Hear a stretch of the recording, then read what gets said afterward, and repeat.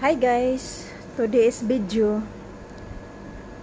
Gabi idi ay nagkuha na day ko sa kong bag para ipakargo na ko guys. Tanawa guys, ako siyang gisulod sa ang tawag nila ani unsa ni kanang vacuum bag daw.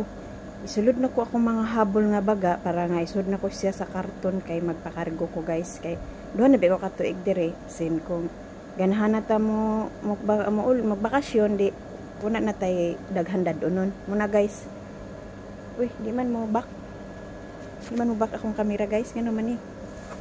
Anak na lang guys. O, muna siya guys. O, anak siya guys. Muna siya guys. Buha ka Philippine. Ako pa ni siyang magpatabang ko sa kong kauban karon para nga ipasuyot doon sa vacuum. Para nga mawala ang hangin. Kung gamay siya, maayo. Una nga akong prepare karon kay kung kuan, abutor na akong mga amo nga nagbakasyon sila isa lang kada gabi. Di na ako madala ang vacuum diri sa taas kay maglikay ta, kabalo na ta.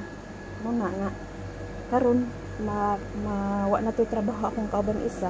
Ako tong hangyoon magpatabang ko nila unsaon kay sila man kabaloan ni. Kay sila biyay nagpakargo una. Gamit nila ng vacuum bag. Vacuum nga bag daw na tawag ana. Din iso din sa karton para nga dili siya magamay sa baharong daghan ang masod sa karton.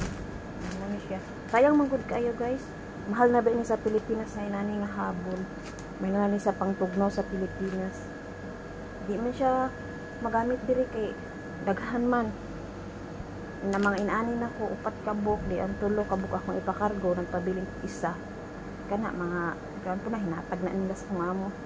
Muna akong ipakargo ipagibutan ako vacuum bag pero kanang uban akong mga gamit dili na lang ako kinahanglan isulod sa vacuum bag diretso na lang muna sa karton ni akong karton gani gamay pa ni akong karton ko lang pa siguro ni nanan pa ko magpakuan pa ako isa ka karton siguro guys nga kapoy guys sunaon-naon kung saon na to pag human sa trabaho kay dili na dia mura na tong hunaon atay lain guys nga trabaho unon nya isod baya natay amo dili ta ingon nga kung gusto na itong buhaton makabuhat dayon ta kay wala tayo nunaon nga atong amo